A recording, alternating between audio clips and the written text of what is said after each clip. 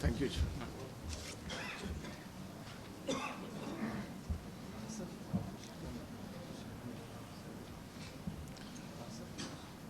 بسم اللہ الرحمن الرحیم.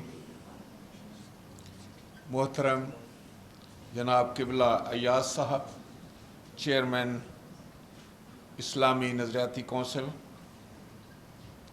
قابل احترام مولانا سید محمد عبد الکبیر آزاد صاحب، چیئرمین پاکستان رویت حلال کمیٹی و خطیب بادشاہی مسجد لاہور، سابقہ ممبر قومی اسمبلی محترمہ آسیہ صاحبہ کوآرڈینیٹر فوب، محترم بشپ آف لاہور جناب عرفان جمیل صاحب، قابل احترام ڈاکٹر ضیاء الحق صاحب، سینیٹر فرت اللہ بابر صاحب، مسٹر اینتھنی صاحب ایم پی اے، اور مسٹر جیوا صاحب M N A, excellency the ambassador of Poland, parliamentarians, former parliamentarians, خواتین و حضرات، لیڈیز اینڈ جینٹلمین، السلام علیکم اینڈ گڈ مارننگ.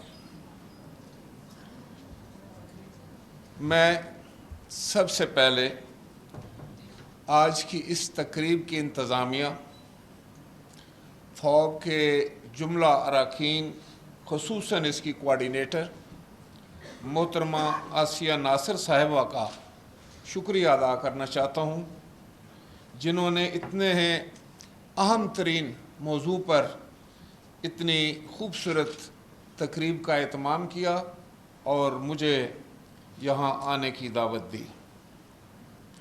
میں امید کرتا ہوں کہ آج کی یہ فوب لیڈرشپ نیشنل کانفرنس انتہائی کامیاب ہوگی اور اس کی وجہ سے وطن عزیز میں مذہبی ہم آہنگی مزید بہتر ہوگی.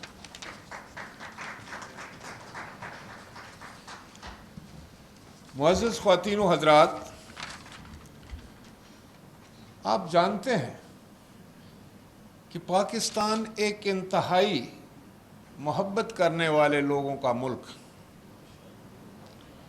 جو آدمی بھی بیرون ملک سے پاکستان آتا ہے وہ پاکستان کی ثقافت، کلچر اور مہمان نوازی سے متاثر ہوئے بغیر نہیں رہ سکتا. پاکستانی قوم انتہائی ملنسار اور خوش اخلاق ہے. یہی وجہ ہے کہ پاکستان میں مختلف مذاہب اور نظریات سے تعلق رکھنے والے لوگ باہمی احترام اور ہم آہنگی کے ساتھ مل جل کر پرامن انداز میں رہ رہے ہیں.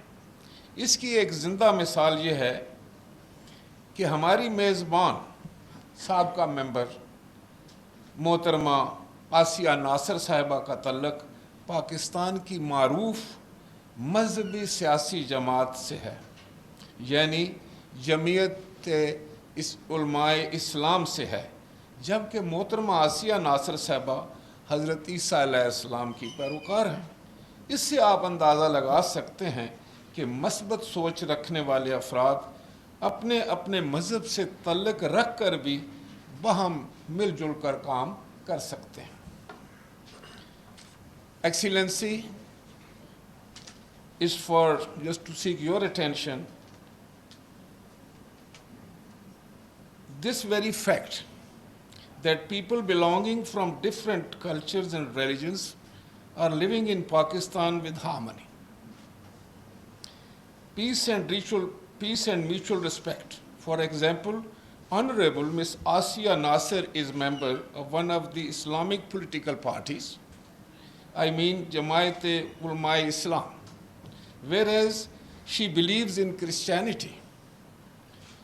This shows that people of different faiths are struggling for their political rights together. It means that people having positive thinking and belonging from different backgrounds may work together peacefully and friendly. معزز خواتین و حضرات، آپ جانتے ہیں کہ پاکستان کے جھنڈے کا رنگ سبز اور سفید ہے۔ جیسے یہاں کہا گیا، سبز رنگ اس بات کا غماز ہے کہ پاکستان کی غالب اکثریت اسلام سے تعلق رکھتی ہے، جبکہ سفید رنگ امن اور بھائی چارے کی علامت ہے، اور یہ پاکستان میں بسنے والے اقلیتی طبقات کے وجود کے اظہار کے لیے۔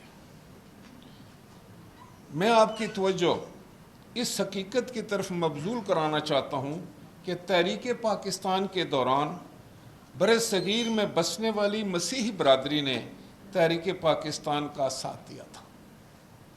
مثال کے طور پر پنجاب کے مسیحی رکن اسمبلی نے قائد اعظم محمد علی جناح کے کہنے پر پاکستان کے حق میں ووٹ دیا تھا۔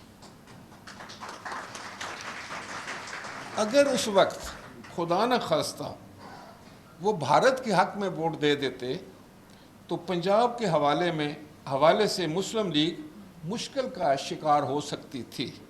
لہٰذا پاکستانی حکومت اور پاکستانی عوام اس تاریخی تعاون کی وجہ سے مسیح برادری کو عزت کی نگاہ سے دیکھتے ہیں۔ معزز خواتین و حضرات، دنیا میں جتنی بھی اقوام نے ترقی کی ہے، ان سب نے جیو اور جینے دو کی پالیسی پر عمل کیا۔ وہاں شخصی اور مذہبی طور پر مکمل آزادیاں دی گئی ہیں۔ مذہبی آزادی اور شخصی آزادی ہر انسان کا بنیادی حق ہے۔ اقوام متحدہ بھی ان حقوق کو تسلیم کرتا ہے، اور دنیا کے تمام مذہب بھی ان آزادیوں کو تسلیم کرتے ہیں۔ اگر بنیادی انسانی حقوق اور آزادیاں سلب کر لی جائیں تو عوام بے چین ہو جاتے ہیں، ماحول میں گھٹن محسوس ہوتی ہے، اور ملک کی ترقی نہ صرف رک جاتی ہے بلکہ غیر ملکی سرمایہ کاری بھی ختم ہو جاتی ہے۔ پاکستان کے آئین کے خالق جناب ذوالفقار علی بھٹو شہید نے بنیادی انسانی حقوق اور آزادیوں کو آئینی تحفظ دیا ہے۔ پاکستانی آئین پاکستان کی ترقی، خوشحالی، امن اور اقلیتوں کے حقوق کا محافظ۔ معزز خواتین و حضرات، ہم نے مل جل کر پاکستان کو ترقی دینی ہے اور پاکستان کے ماحول کو بہتر سے بہتر کرنا ہے۔ اسے امن اور سلامتی کا گہوارہ بنانا ہے۔ اس کے لیے ضروری ہے کہ ہم مسلسل اس قسم کی ورکشاپس اور سیمینار کرتے رہیں۔ اس کے علاوہ عوامی اور علمی سطح پر مکالمہ، اس ڈائیلاگ بھی جاری رہنا چاہیے، کیونکہ اس طرح غلط فہمیاں ختم ہو جاتی ہیں اور ہم آہنگی کو فروغ ملتا ہے۔ مجھے امید ہے کہ فور اور ادارہ تحقیقات اسلامی ملک میں امن، سکون اور ہم آہنگی پیدا کرنے کے لیے ہمیشہ سرگرم عمل رہیں گے۔ میں آپ کی خدمت میں یہ بھی گزارش کرنا چاہوں گا کہ بہت ساری بحث ہوتی ہے ملک میں، اور وہ حقیقت بھی ہے۔ کبھی ہم کہتے ہیں کہ اکانومی سب سے زیادہ ضروری ہے۔ اگر اکانومی جو ہے وہ نوز ڈائیو کر رہی ہو تو ملک ترقی نہیں کرتا۔ معیشت کو سنبھالا دینا سب سے زیادہ ضروری ہے۔ کبھی ہم کہتے ہیں کہ نہیں، ہمیں ترقی اس انداز سے کرنی چاہیے اور اپنے تمام وسائل کو بروئے کار لانے کے لیے یہ پلان کرنا چاہیے، وہ پلان کرنا چاہیے۔ میں کبھی سوچا کرتا ہوں کہ شاید آج کے دور میں سب سے ضروری چیز اگر کوئی ہو سکتی ہے تو وہ محبت اور ہم آہنگی ہے، جو آپس میں ہمیں رکھنی ہے پاکستانیوں کو اس معاشرے میں۔ ایسے ہو نہیں سکتے۔ معزز خواتین و حضرات، ایسے ہو نہیں سکتا کہ ایک گھر کے افراد اگر صبح جاگیں تو ایک دوسرے کو گالیاں دینی شروع کریں اور رات سونے سے پہلے تک گالیاں دیتے رہیں، تو وہ گھرانہ ترقی نہیں کر سکتا۔ اسی طرح وہ ملک بھی ترقی نہیں کر سکتا جہاں نفرت ہو۔ جہاں ایک دوسرے کے لیے برداشت نہ ہو، جہاں ایک دوسرے کی عزت نہ ہو، جہاں ایک دوسرے کے وقار کا خیال نہ رکھا جائے، وہ ملک، وہ معاشرہ ترقی نہیں کر سکتا۔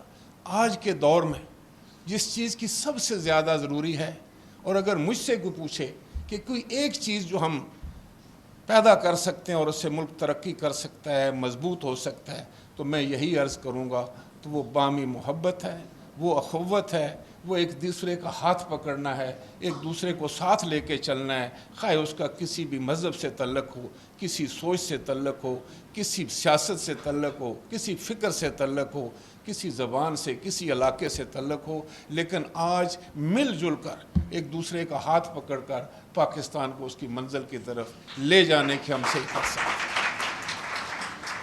پاکستان، میں ہمیشہ بڑے فخر سے کہا کرتا ہوں کہ ہمارے معاشرے میں ہیومن رائٹس سے اس سے زیادہ کہیں نہیں ہے۔ میں ابھی بیٹھا ہوا سوچ رہا تھا تو مجھے وہ پنجابی کا ایک شعر یاد آ رہا تھا۔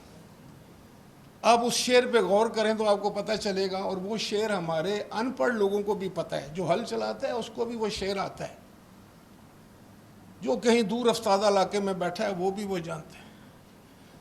وہ کہتا ہے کہ ٹھا دے مندر، ٹھا دے مسجد تے ٹھا دے جو کچھ ٹہندا، پر ایک بندے دا دل نہ ٹامی، میرا رب دلاں وچ رہندا۔ بہت شکریہ، بہت مہربانی۔